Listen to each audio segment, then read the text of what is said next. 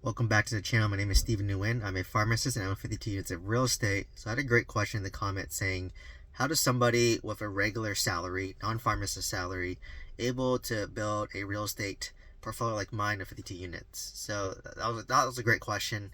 And I want to first preface this by, when I did start, I did make good about $120,000 as a pharmacist.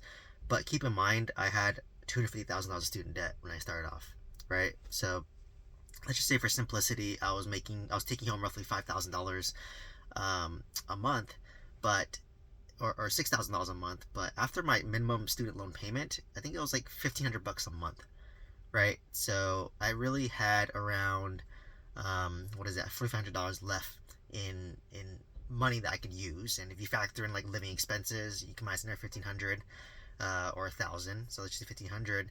So at that point, I have about $3,000 remaining, and that's assuming that you live humbly, right? So um, in reality, yes, I did make a pharmacist salary, but for the first 4 years, essentially, you can minus at least $1,500 on that, and I was making extra principal payments to my loan, so I had less money to work with, right?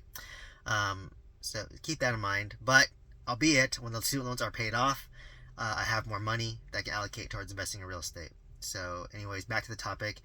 How do I build a real estate portfolio while working a more regular paying job that's non-pharmacist salary?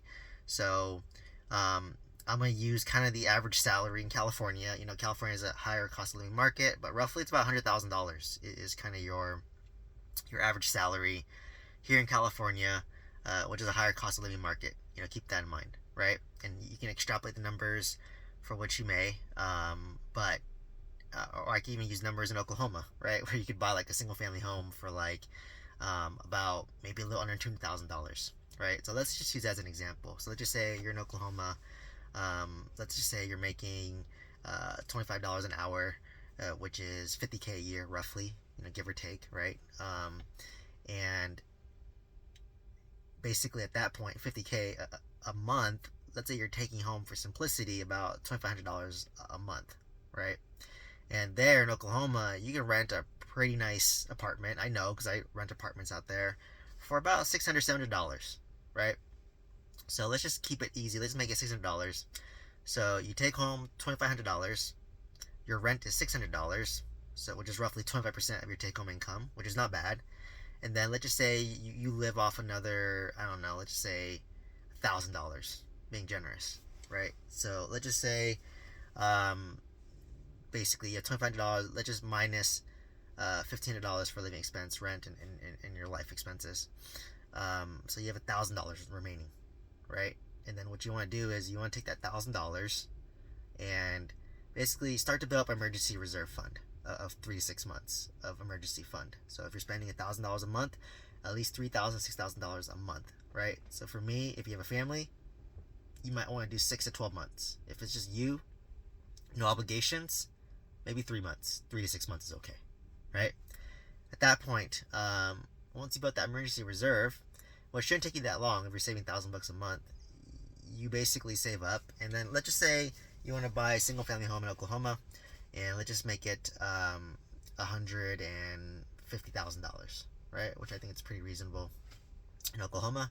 So now your next goal is 10% down, right? Or you can even do less than 10% down, but let's just be generous, 10% down. So 150K, you need basically 15K down roughly. So if you factor in closing costs, let's just make it 20K, right? Let's just make it 20K. And basically, if you're saving $1,000 a month, it's gonna take you, if you do the math, about 20 months, right? So about a year and a half to save up for that, and that's assuming your W-2 job stays the same, right? So while you're saving this money, you want to simultaneously save money for your down payment, but simultaneously focus on slowly increasing your W-2 income. How do you do that? How do you add value to your workplace, right? Can you move up to be a lead? Can you be a management? Can you move up? Can you get more skills to better yourself, right? So you have to do this simultaneously. You're simultaneously saving money while simultaneously trying to increase your W-2 income. And then when you increase your W-2 income, let's say you go from $2,500 a month to $3,000 a month, and now you're saving extra $500 a month. So now you can save up your down payment faster, right? So let's just say it takes you let's say you focus on increasing your W-2 income. Now you're taking home $3,000 a month. You're still continuing to save, now $1,500 a month, and let's just say it takes you a year to save up your down payment of 10%, right? So now you put your 15K down, 20K total after all expenses and fees, and at that point, now you own a house, right? And what you want to do is you want to house hack that property, right? So ideally, you want to buy a 4-bedroom house or 5-bedroom if you can, if there's not too much of a price difference, right? And let's just say you have a 4-bedroom house for simplicity. You live in the master bedroom and you rent out the other 3 bedrooms. Um, let's just say $300 a month. I'm just making it up right here. So now you're getting close to $1,000 a month in terms of income, and hopefully that $1,000 a month. I don't know the if you have a 150K house, you put 10% down. Your loan's roughly 135K. I don't know interest rates, but let's just say your cost might be $1,500 a month all in, right?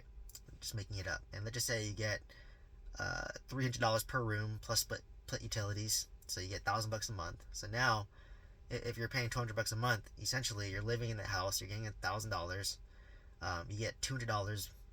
You yourself have to pay $200 to live there, right? So now your living expenses even less, right? So now, if you're making $3,000 a month, and your living expenses now only $200, and let's just say after utilities and all that, let's just make it a nice $500, assuming nothing major breaks, right? Now you save $2,500 a month, right? And now you can save $2,500 a month. And while you're saving $2,500 a month, you're trying to save for that next 20K, right? And while you're trying to save for that next 25K, you want to focus on increasing W-2 income again, right? So now you go, let's say you take home $3,500 a month, right? But now your living expense is still $500 a month, so now you're saving $3,000 a month. So now to save up 20K, it takes you 7 months. So basically, you save it for another year, because it takes another year to get a new conventional loan. And then you repeat the process again. You literally buy another house 10% down, live in the master bedroom, rent out the 3 other bedrooms. Your prior house, you could rent that whole house out now. And you just repeat that process. And as you can see from this example, it gets easier and easier over time, right? As you increase your W-2 income, while house hacking, it lowers your expenses. Now you're able to save more money. And when you save more money, it's easier to save for that next down payment. And then you buy that next house, right? And then if you rent out the last house, and let's say that one's cash flowing now, right? Let's just say that one's cash flowing like $500 a month, right? Let's say you can rent it out close to $2,000. Now you're getting close to another $500, right? And now you increase your W. So now you're at $3,500 a month. Now your W-2 increases to $35. So now you're taking home $4,000 a month. If you want to say at 20K, now it takes 5 months, right? So this is how you stack, and it gets easier and easier and easier over time, right? And then you just house hack and you rinse and repeat that process, right? So these numbers, the mindset works. You just need to tweak your numbers depending on it is. For me, I started making 120K, but my average cost of my house is $800,000, right, to start. So it's all really relative, right? It's all really relative. What's your savings rate? How long does it take for you to save for your first 10% down payment? And then once you do that, you want to continue to increase your W-2 income, keep your expenses low. If you house hack, it lowers your expense, right? I was paying only like $1,500 a month for my living expense by house hacking when rent was $3,000 a month. So I was saving half the money, right? And then it goes down to me. I'm paying principal pay down. It's increasing my equity. It increases my net worth, right? So the first house is always the hardest. The second one's easier, and it gets easier and easier and easier. The more money that you can increase your W-2, start owning real estate that you can rent out, and it gets easier. So getting that first house is the hardest one, right? In this example, it took 20 months to get your first house. But after that, it gets easier, and then easier and easier and easier over time, right? And that's what happened to me, and that's what happened to you, right? So hopefully this answers your question. Let me know if you have any comments, questions below. Please share this video with somebody who can find value from this. If you're interested in joining my multifamily mentorship program, check out the link down below. Hope to see you next one. Thank you so much.